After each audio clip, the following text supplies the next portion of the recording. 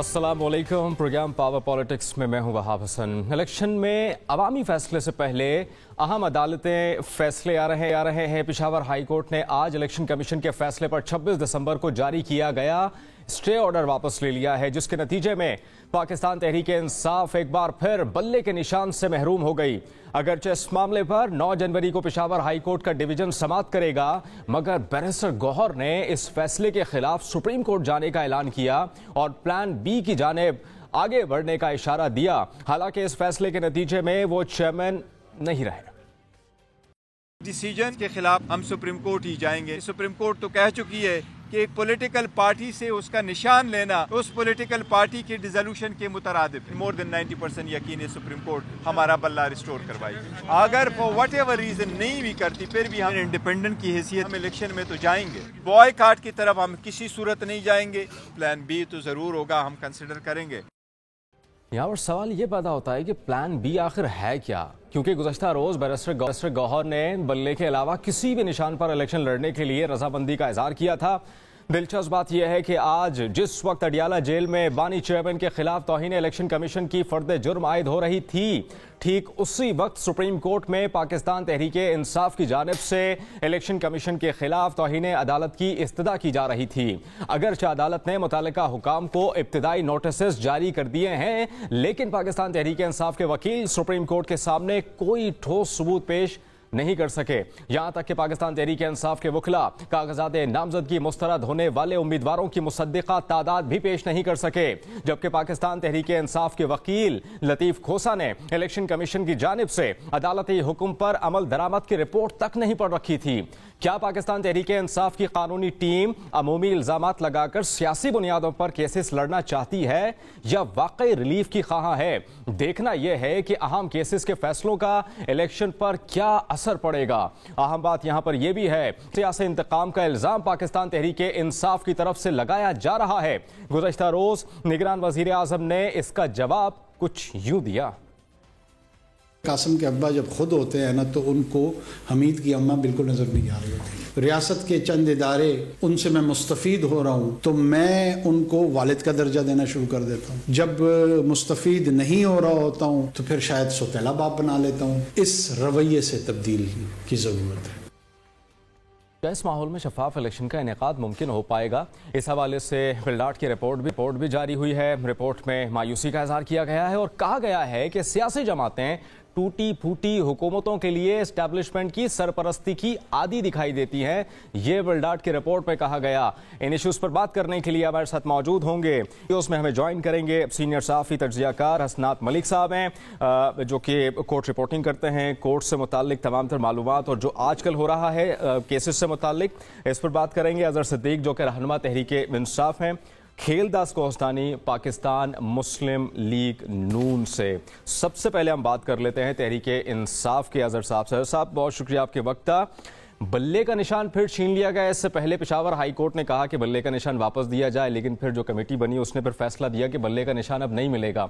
अब पाकिस्तान तहरीक इंसाफ के पास मजीद क्या ऑप्शंस हैं? चूंकि बैरिस्टर गौर कह रहे हैं कि सुप्रीम कोर्ट जाएंगे, मजीद क्या कर सकते हैं आपके? अगर सुप्रीम कोर्ट ने भी मना कर दिया कि बल्ले का निशान नहीं मिलेगा, जो इंट्रा पार्टी इलेक्शन हुए हैं उस पर एतराजात अगर सुप्रीम कोर्ट ने उठा दिए, तो क्या करेंगे आप लोग? बहुत शुक्रिया जी। देखिए, बुनियादी तौर पर हम नहीं समझते कि सुप्रीम कोर्ट से कोई इस तरह का फैसला आएगा, और उसकी बुनियादी वजूहात आपके सामने मैं रख देता हूं।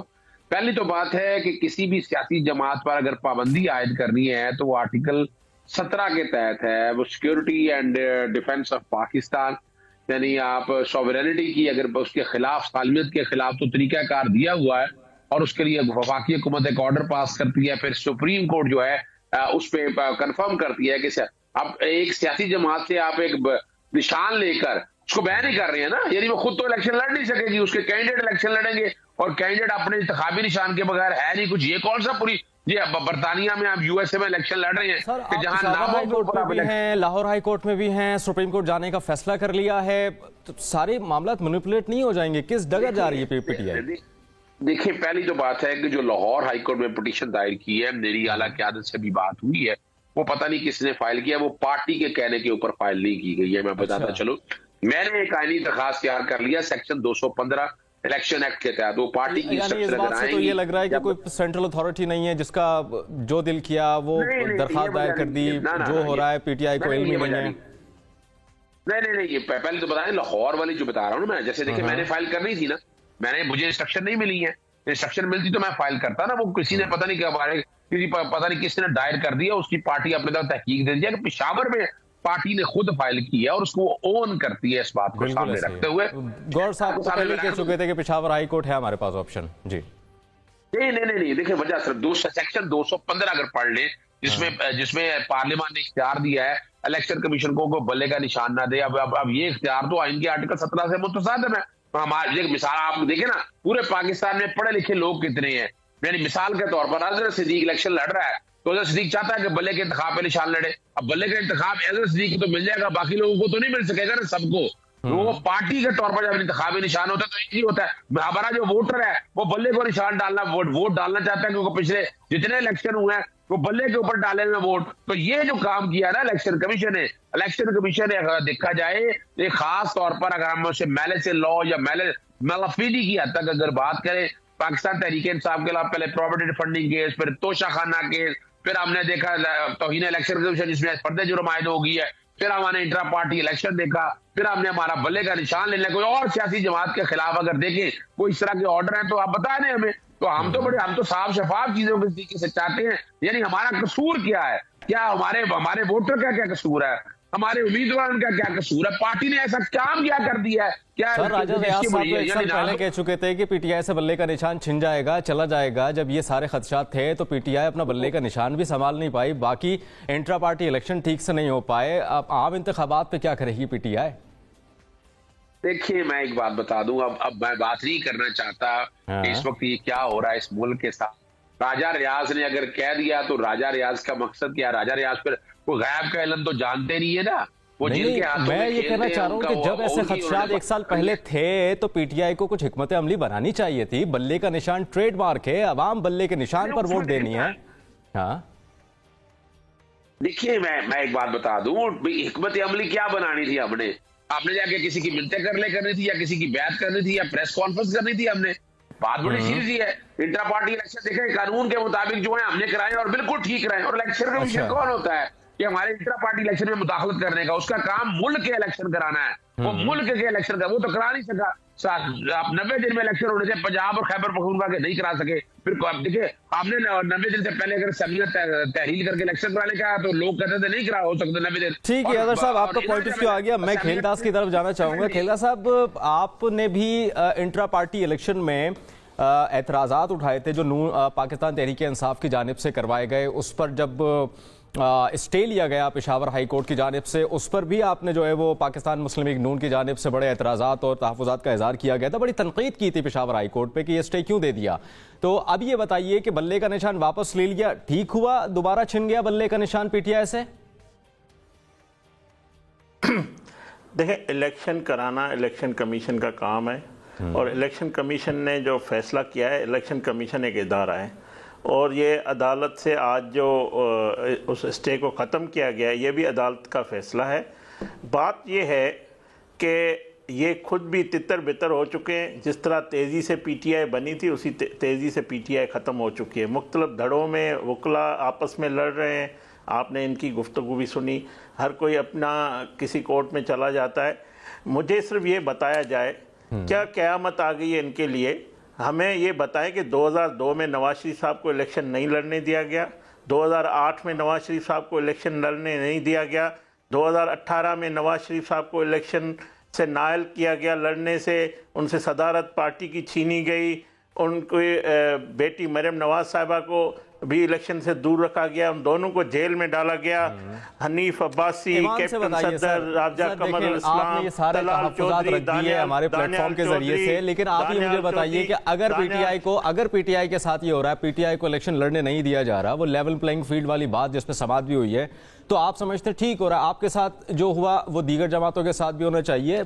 जमहूरियत है, जमहूरियत में तो सबको लेवल प्लेइंग फील्ड मिलनी चाहिए, सब जो है अपनी बात कर सकते हैं, वोट अपनी मर्जी से दे सकता है किसी भी लीडर को। Is this democracy? झूठ बोलना, प्रोपेगेंडा करना, जालसाजी करना, ये पीटीआई का वतीरा है। मैं आपको बताऊं 2620 इनके उम्मीदवार हैं जिन्होंने फॉर्म जमा करवाया, उसमें 1996 के फॉर्म जो है वो बहाल हुए हैं, 624 इनके रिजेक्ट हुए हैं। आप ये निकाल लें रेशो कितना है। तो क्या कयामत आ गई? अगर कोई डिफ़ाल्टर है, बैंक का डिफ़ाल्टर है, किसी ने जुर्म किया है, किसी ने मुल्क पे हमला किया है, अगर कोई फॉर्म रद्द हो जाता है तो 1926 जो 96 है इनके पास कैंडिडेट मौजूद है। अगर के लेवल प्लेइंग फील्ड नहीं है तो फिर इस तरह कितने फॉर्म इनके बहाल कैसे हुए? कैंडिडेट अगर इनके पास है तो ये इलेक्शन लड़े। हमारी पीएमएलएन की कोई ख्वाहिश नहीं है कि पीटीआई इलेक्शन से बाहर हो, बल्ला ना हो। लड़े आप बता दें, खुद बताएं किस तरह से इलेक्शन लड़े।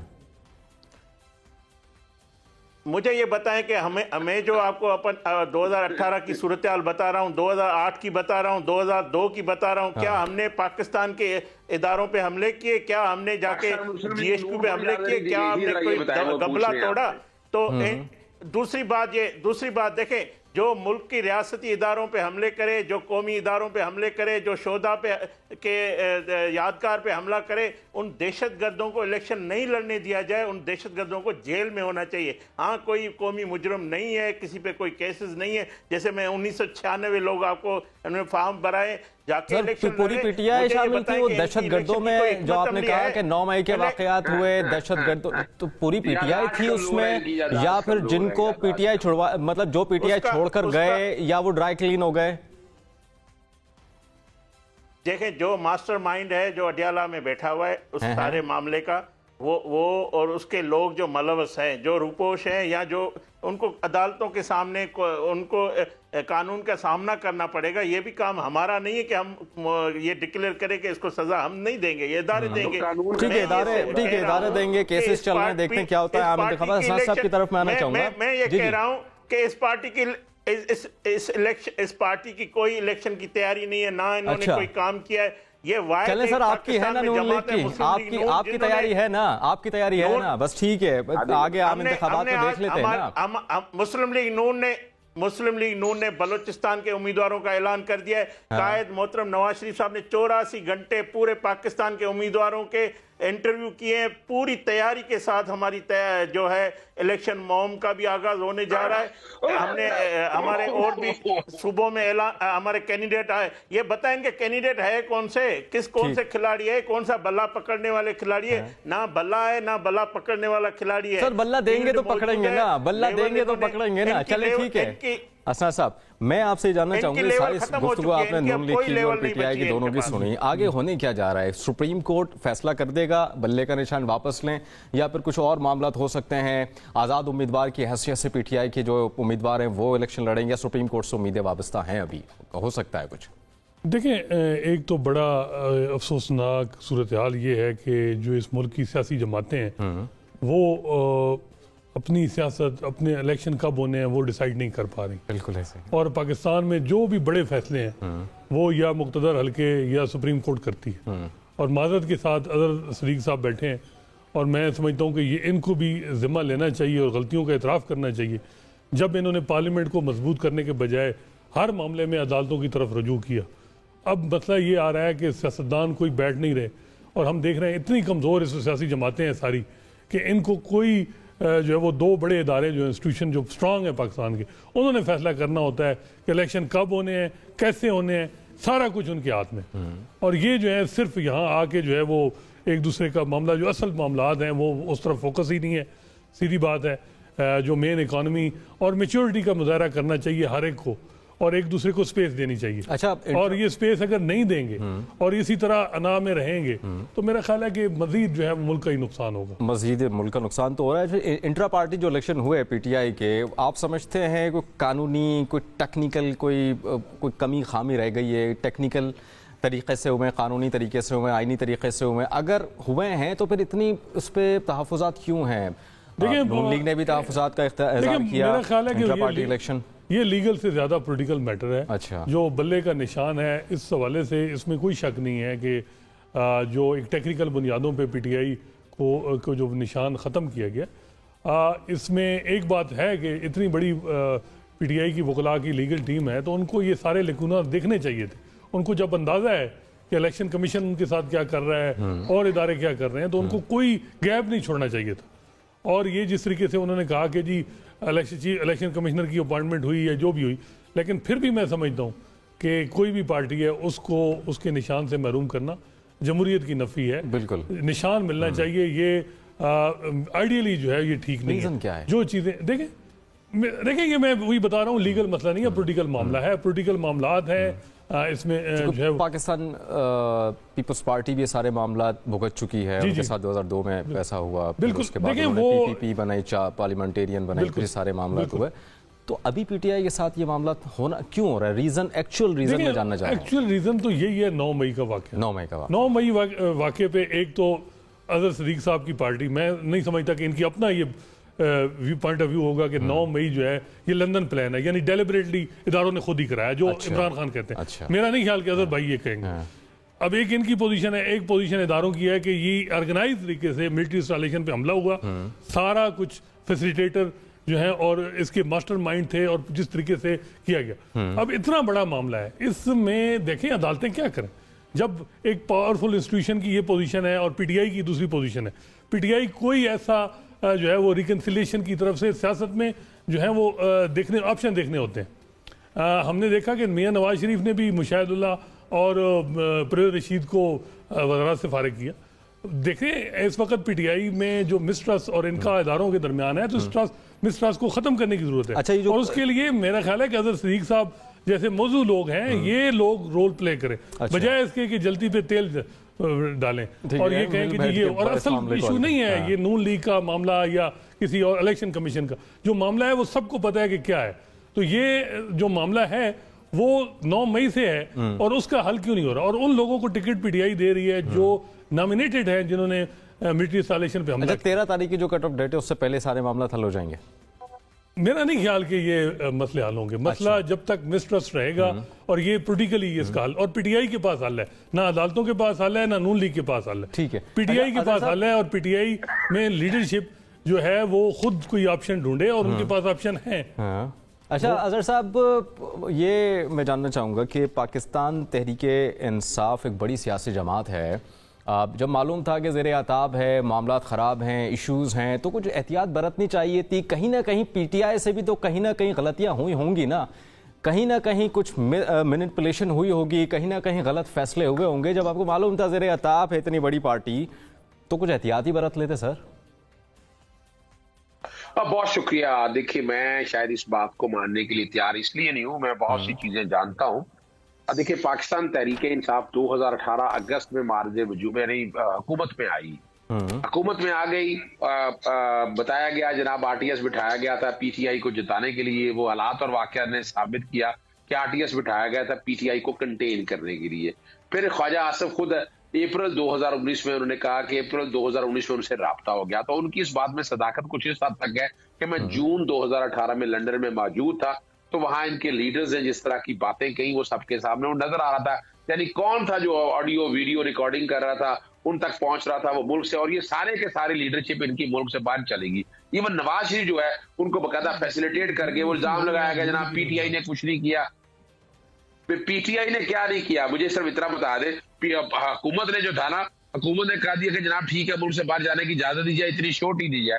वो छोटी को कम तो लाहौर हाई कोर्ट ने किया और कहा कि अपना जनवरी के तीसरे हफ्ते में 2020 में केस लगा। आज तक वो केस नहीं लग सका। कुछ चीजें तो समझने वाली बात है। मिसाल के तौर पर मैं 3-4 चीजें आपके सामने मैं यूं रख देता हूं कि पाकिस्तान तहरीके इंसाफ ने कोशिश की कि इस मुल्क को आगे उठाया जाए, इकॉनमी बेहतर की, बाकी जो ये अपने ना इदारों में अनामा हमांगाई पैर कोशिश की गई, इलेक्शन वक्त पे कराने के, इलेक्शन जो जिस कॉन्टेक्स्ट में लेकर आए वो कोशिश की, और जहां तक पूरी हद में साथ कोशिश की।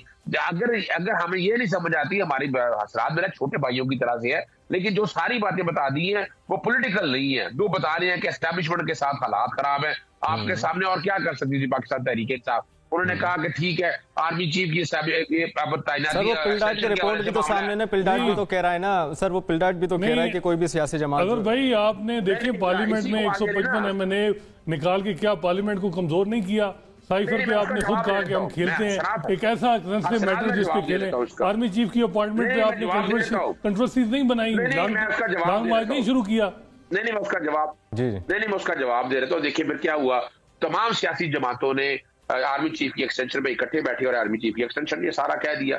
सवाल तो है कि डिफरेंसेस कब पैदा हुए। मिसाल के तौर पर पाकिस्तान तहरीक इंसाफ ने वक्त से पहले इस्लामिया बड़ा सोच समझ के तहलील की, चूंकि एजेंडा ये था कि ये अपना जो पाकिस्तान मुस्लिम लीग नून या पीडीएम की हुकूमतों को वक्त में लगाकर पीटीआई को कुचलना एक मकसद था। और वो हमने तारीखी तौर पर देखा कि पीडीएम की हुकूमत लाई गई, जिस तरह लाई गई, जिस तरह वोटों की खरीदो फरोख्त हुई, ये मैं नहीं हम सब लोगों ने आंखों से देखा। ये मैं देखे तस्वीर का वो रुख बता रहा हूँ कि ये पार्टी को या बाकी लोगों को नजर आ रहा था ये सारा कुछ हो रहा है। यानी सिर्फ और सिर्फ ये कहना कि पीटीआई ने बहुत ज्यादा गलती की है, यानी इल्जाम लगाया गया, यानी करप्ट है, यानी फर्शजादी पे इल्जाम 2-2.5 साल हो गए, इल्जाम लगते रहे, कोई एक रेफरेंस फाइल नहीं कर सके।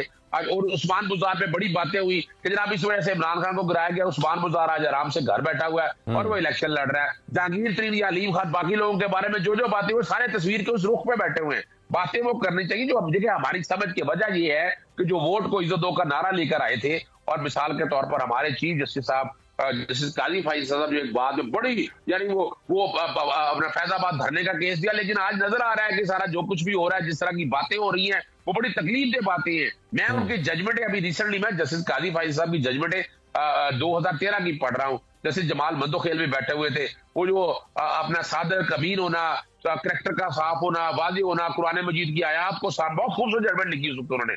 और उस वक्त उन्होंने वादे कहा कि ये करेक्ट ये जो पैरामीटर ये अप्लाई होने चाहिए, और बाकायदा उन्होंने डिस्क्वालिफिकेशन सारी की। लेकिन आज उनका नुक्ता नजर बदल चुका है। और ये मैं नहीं कह रहा, ये लंदन में बैठकर ये सारे कहते थे कि जस्टिस काजी फैसला जब आएंगे, इस तरह मेरी इमरान रियाज से बात हुई, उन्होंने भी बताया कि जनाब ये कहा गया तुम्हें तब तक नहीं छोड़ना जब तक नया चीफ जस्टिस नहीं आता। ये इस तरह की बातें होती रही हैं। अब सबसे ज्यादा जिम्मेदारी मेरी, अगर मुझसे पूछते हैं तो सबसे ज्यादा जिम्मेदारी सर, ये कल बैरिस्टर गौहर साहब ने एक बात की है कि अगर बल्ले का निशान नहीं मिलता तो दीगर ऑप्शंस भी हैं, दूसरे निशान पर हम इलेक्शन लड़ेंगे। अगर वो भी नहीं होता, सुप्रीम कोर्ट भी अगर इस मामले पर जो है वो अगर मर्जी का फैसला अगर कहें तो गलत नहीं होगा, नहीं देता, तो फिर वो आज़ाद उम्मीदवार की हैसियत से भी लड़ सकते हैं। तो आपके चेयरमैन जो साबिक चेयरमैन हैं, रहनुमा हैं बैरिस्टर गौहर साहब, वो खुद ही ऑप्शन दे रहे हैं आपको कि अगर कुछ भी नहीं होता तो हम वैसे लड़ लेंगे।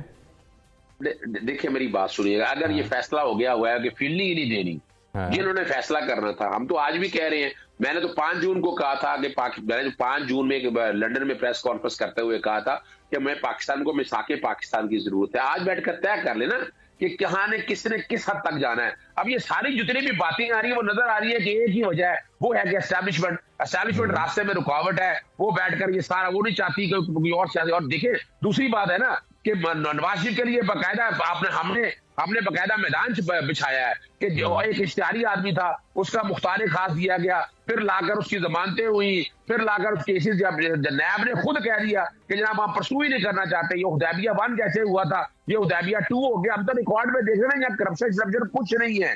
नजर यही आ रहा है कि बैठ के जिसकी हाँ में हाँ मिलानी है उसके साथ हाँ में हाँ मिलाए। मौका अच्छा था कि ये मुल्क को आगे ले जा सकते थे, लेकिन लग यही रहा है कि इस मुल्क को इसी तरह रहने देना है, इसी तरह का निजाम इसी तरह चलते रहना है। एक आम आदमी की स्टे कोई नहीं है। यानी क्या करे इमरान खान। अभी देखें इमरान खान को ठीक है कि उनको किसी हवाले से मामला को देखना चाहिए था, लेकिन तस्वीर के दूसरी तरफ भी है कि 17 सियासी जमातों ने कि जो कहा जाता है कि पिछले दौर में हुआ था, कौन सा पिछले जो ये फसाइयत हुई है, ये तो मार्शला के दौर में इस तरह की फसाइयत नहीं हुई है जो इस वक्त हम देख रहे हैं। और इसमें हमारी अदालतों की ड्यूटी फंडामेंटल राइट है।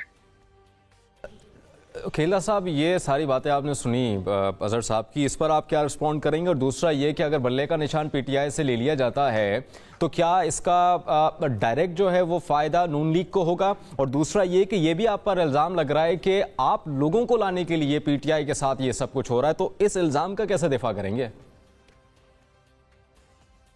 देखें, जैसे हसनाद साहब ने कहा, ये जो पीटीआई ने रास्ता जो मुंतखब किया है, जो जिस रास्ते का इन्होंने इंतखाब किया है, उसके जिम्मेवार ये खुद है। ये कोई हमारी इसमें मर्जी शामिल नहीं है, हमारी कोई ख्वाहिश नहीं है। हम चाहते हैं पाकिस्तान में तमाम पॉलिटिकल पार्टी इलेक्शन में हिस्सा भी ले, मगर ये एक पीटीआई फाशिस्ट जमात बनी है 2014 से। जब ये इन्होंने धरना दिया उसमें भी उन्होंने देख लिया, इस्लामाबाद में दावा दिया हुकूमत फाशिस्ट किस बुनियाद पे कह रहे हैं? किसी जो 9 मई वाले फाशिस्ट 9 मई वजीर आजम हाउस पे हमला करना, पीटीवी पे 2014 में हमला करना, ये फाशिज्म है। जो 9 मई को किया ये फाशिज्म, ये जिसमें अजहर साहब पहले बात तो कंप्लीट करने दो, दहशतगर्दी से कम नहीं। उसकी तरफ उन दहशतगर्दों में और जो हमारे 80,000 शहीद हुए सिविलियन और फौजी, जो सिविल इदारे हमारे जवानों ने शहादत दिए, ये वही काम है जो पीटीआई आज कर रही है, जो 9 मई को की है। और मैं आपको बताऊं, ये दोबारा 9 मई का आप बात आप कंडेम कर रहे हैं 9 मई के इशू को, 9 मई को जो हुआ आप ये दोबारा कोशिश कर रहे हैं कि जिस तरह सुप्रीम कोर्ट के चीफ जस्टिस के खिलाफ सोशल मीडिया इन्होंने कैंपेन चलाई है, ये दोबारा इमरान खान की एक साजिश बन रही है कि हम दोबारा एक रिप्ले करें। तो ये फाशिज्म, ये इसीलिए हम कहते हैं इन दहशतगर्दों की ये ऐवानों में नहीं बैठ सकते, इन दहशतगर्दों में। सही है खेलदा साहब, आपका पॉइंट ऑफ व्यू भी आ गया, अजहर सदीक साहब का भी पॉइंट ऑफ व्यू आ गया। हम ब्रेक की तरफ चलेंगे। लेवल प्लेइंग फील्ड एक बात चल रही है, केस भी चल रहा है, इस पर बात करेंगे इस ब्रेक के बाद।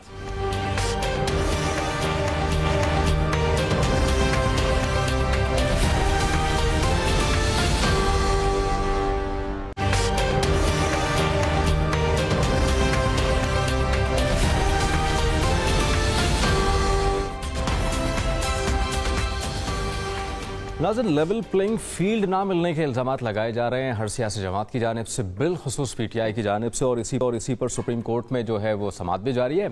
और इसके अलावा सुप्रीम कोर्ट भी ये कह चुकी है कि जमहूरियत में हर सियासी जमात को लेवल प्लेइंग फील्ड मिलनी चाहिए, खा वो कोई भी सियासी जमात हो। इस पर मैं सबसे पहले जो है असनाद मलिक साहब से उनका पॉइंट ऑफ व्यू लेना चाहूँगा। आज सुप्रीम कोर्ट में लतीफ़ कोसा ने इलेक्शन कमीशन और आरओस पर जो है वो आरओस के दीगर हुकाम और इलेक्शन कमीशन के दीगर हुकाम पर जो है वो इल्ज़ाम लगाया है कि जानिबदार हैं वो, ठीक है ना, ये इन्होंने जानिबदारी का इल्ज़ाम लगाया। ये सदाकत कितनी है इस सारे मामले में, और जो सोर्स जो बता रहे हैं वो सोशल मीडिया है। देखें, जिस किस्म का ये केस है और जिस किस्म की पीटीआई की लीगल टीम को तैयारी करनी चाहिए वो नहीं हो रही, और इनके पास प्रोफेशनल वकील भी हैं, लेकिन इसमें कोई शक नहीं कि लतीफ़ खोसा साहब भी बड़ा नाम है, प्रोफेशनल वकील हैं, लेकिन वो खुद इलेक्शन लड़ रहे हैं, मे बी इलेक्शन कैंपेन में बिजी हों। इनके पास बहुत अच्छे नाम हैं जो सिर्फ इस वक्त वकालत में फोकस है। सलमान सफदर हैं, उनको लिया जा सकता है, ज़हर भंडारी हैं। ये जो आज मुझे लगा कि लीगल टीम की तैयारी में कुछ कमी थी पीटीआई जी, पीटीआई की। ये मैं आपसे सवाल करना चाह रहा था कि पीटीआई की लीगल टीम की कितनी तैयारी है? देखिए, वो एक चीज़ है, और दूसरा मेरा ख्याल है कि ये जो पीटीआई है, मुझे जो समझ आ रही है कि ये जो चीफ जस्टिस काजी फैसा के हवाले से उनके मिजाज को और वो बिल्कुल ही समझ नहीं पा रहे।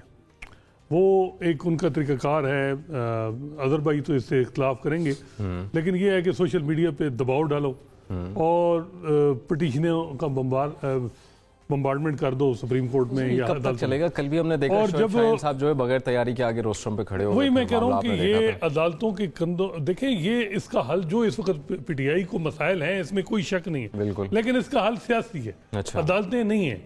अदालतें ये जो इस वक्त पोजीशन ले चुके हैं, चाहे पीटीआई ले चुकी है, पीटीआई की लीडरशिप ले चुकी है, और पीटीआई के जो साबिक चेयरमैन ले चुके हैं, और जो इदारे ले चुके हैं, इसमें अदालतें किस हद तक इनको अच्छा, एक नुक्ता नजर ये भी हो सकता है कि तैयारी इसलिए नहीं हो रही कि जो एक्सपेक्ट कर रहे हैं फैसला या जो बिहेवियर या रवैया जो एक्सपेक्ट कर रहे हैं वो सही से नहीं मिल पा रहा। एक बात है कि ये इनका ट्यूटोरियल प्रोसीडिंग है, इसमें जजेस को खुद भी देखना है चीज़ों को, लेकिन एक जो है बड़ा वाज़ेह है कि पीटीआई और चीफ जस्टिस काजी फैसा में बड़े 2000 हम देख रहे हैं 19 से तनाव है उनके मामलात में, जो भी इस वक्त जो सूरत हाल है। और वो देखते हैं कल अब टॉप जो ट्रेंड चला सोशल मीडिया पे वो जस्टिस काजी फैसा के खिलाफ चला, किसने चलाया वो अज़हर भाई बता सकते हैं। क्या ये डिसोन नहीं करेंगे?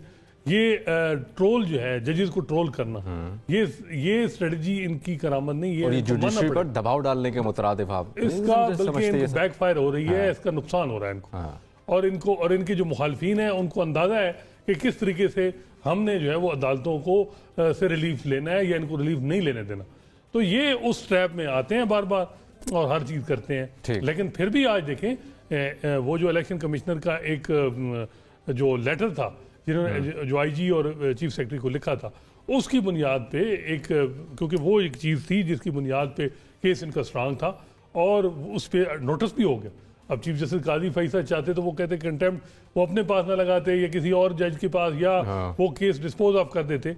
बातें जो भी हो गई, अब हम वो उन बातों का कोई मकसद नहीं है कि जी वो रिमार्क आ गया, ये रिमार्क। आखिर में अल्टीमेट ऑर्डर क्या हुआ? ऑर्डर ये हुआ है कि आईजी और चीफ सेक्रेटरी से जवाब तलब कर दिए गए कि जी जो इल्जामात हैं। अब और क्या है, जो इनकी प्रेयर थी कि पहले जरी बात है कंटेम्प्ट डायरेक्टली नहीं होती, उनसे जवाब मांगा जाएगा, उसके बाद इनको भी पॉइंट ऑफ व्यू आएगा।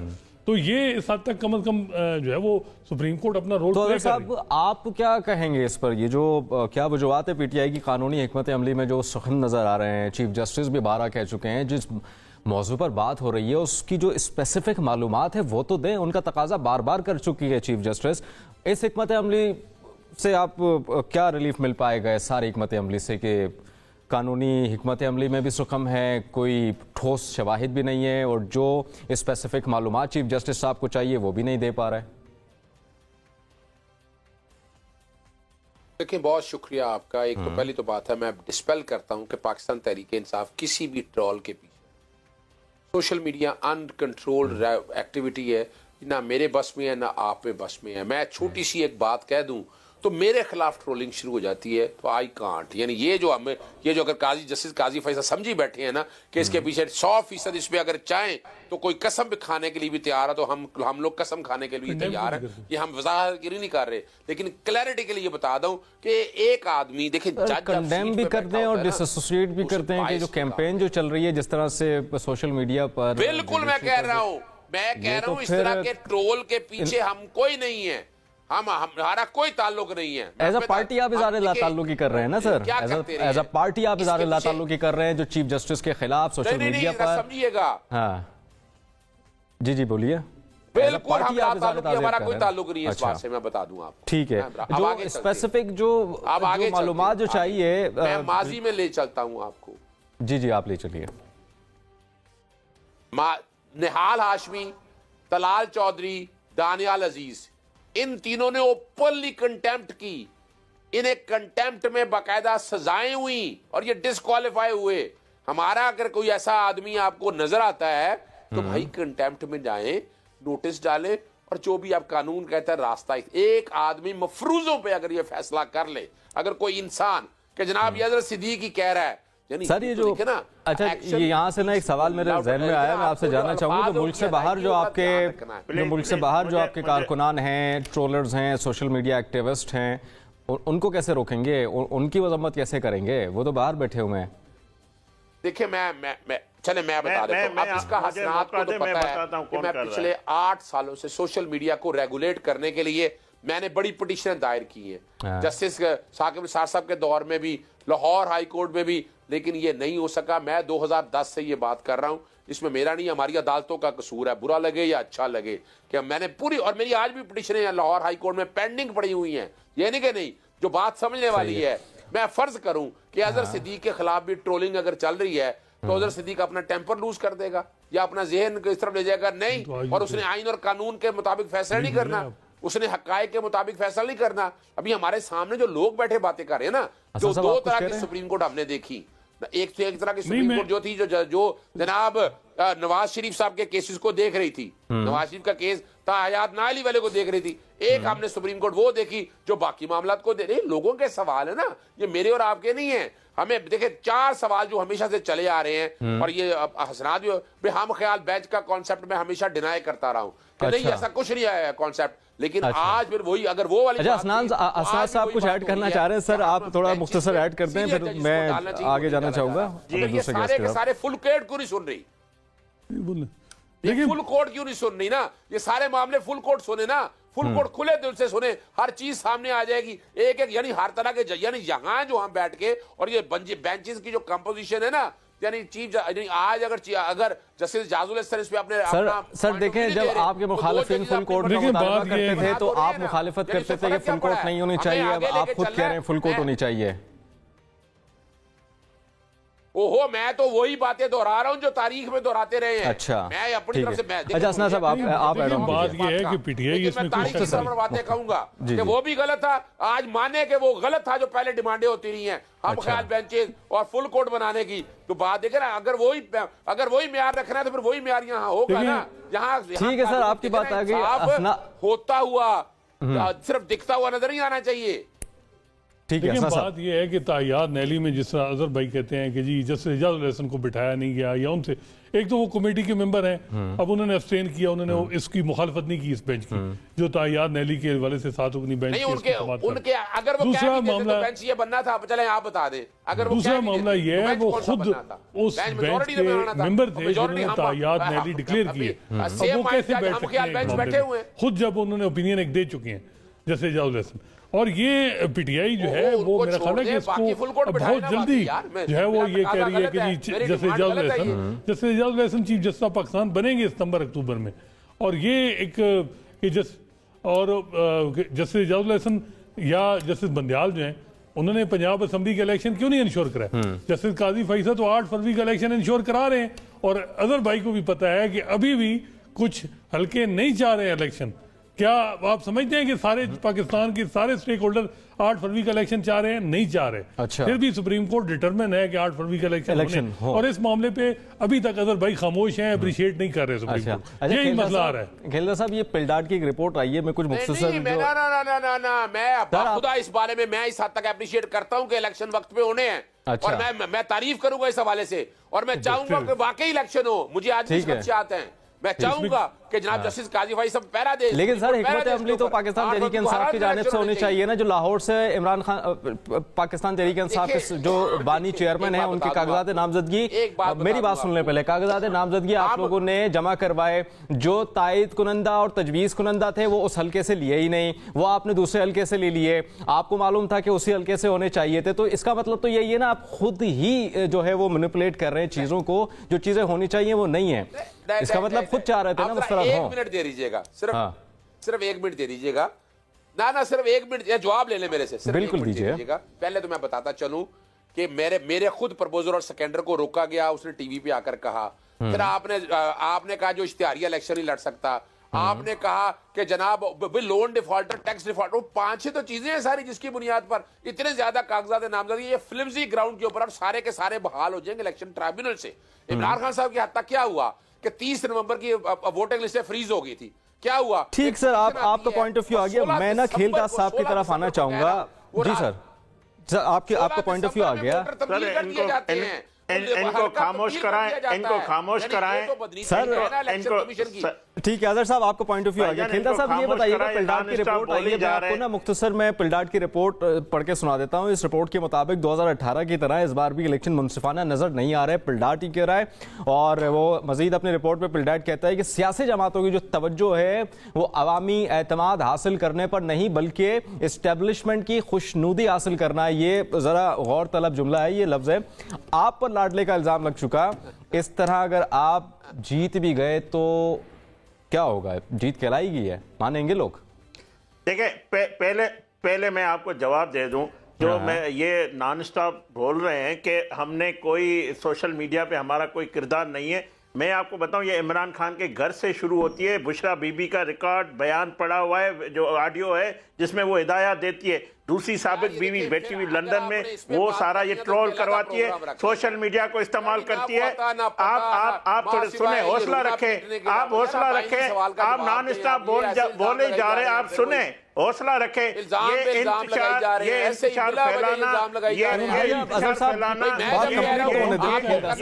अदालत से जाके फैलाना, आप सुने अजहर साहब, आप थोड़ी तमीज करें, थोड़ी तमीज से सुने, सही थोड़ी सुने, हौसला करें। आप ये और तमीज क्या होती है? तमीज क्या होती है? बैठे तो वैसे ही सर।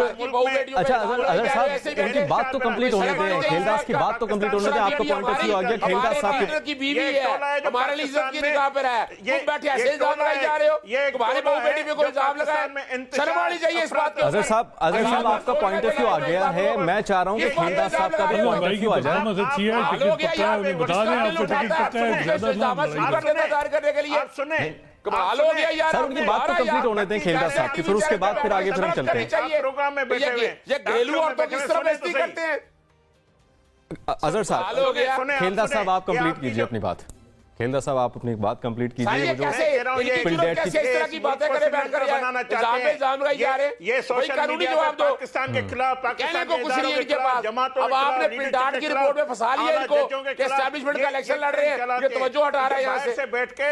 ये जो फॉरेन फंडिंग है, ये जो सर यहाँ पर हम एक ब्रेक लेंगे, यहाँ पर ब्रेक लेंगे और आगे जो तौहीन इलेक्शन कमीशन वाली जो गुफ्तगू चल रही है, मामला चल रहा है, उस पर बात करेंगे इस ब्रेक के बाद हमारे साथ।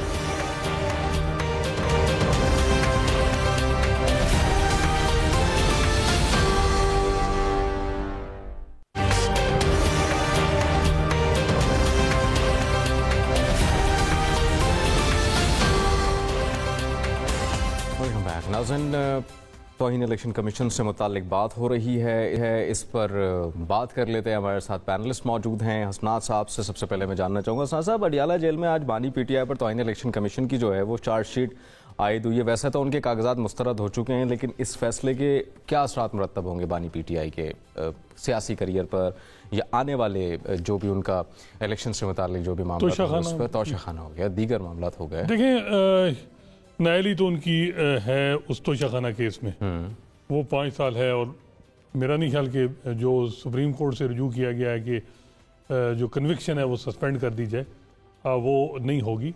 मेन जब तक अपील डिसाइड नहीं होती इस्लामाबाद हाई कोर्ट में, और इस्लामाबाद हाई कोर्ट के हालात तो वाक़यात जो है वो बता रहे हैं कि अपील इलेक्शन से पहले नहीं होगी डिसाइड। खालिद लांगो केस में थोड़ा से इशारे दिए हैं, वो इशारे से पहले जस्टिस असर मिनल ने, और कानूनी पोजीशन भी यही है। जस्टिस इजाज़ुल एहसन जिनकी रेफरेंस जजमेंट का बहुत ज़्यादा हवाले देते हैं अजहर सिद्दीक साहब ही, उन्हीं की जजमेंट है और उन्होंने कहा है कि उनका है कि जी अगर सजा सेंटेंस सस्पेंड है तो ये नहीं है कि इलेक्शन के लिए ये है कि जब तक मेन अपील डिसाइड ना हो। ठीक है। अच्छा अजहर साहब, आप इदारों से गिला करते हैं, लेकिन वही मैंने पहले जो आपसे सवाल किया था कि बानी चेयरमैन के जब आपने लाहौर से कागजात नामजदगी जमा करवाए तो ये जो मेजर गलती कैसे हो गई पीटीआई के वकला की जानिब से, या जो कागजात नामजदगी जमा करवाने जा रहे थे, जो तायद कुनंदगान और जो तजवीज़ कुनंदगान ये अलग दूसरे हल्के से, तो पार्टी खुद ही इस तरह की मेजर गलतियां करेगी तो दूसरों से क्या एक्सपेक्ट करें हम? सर ये मैंने आपसे पहले भी सवाल किया था।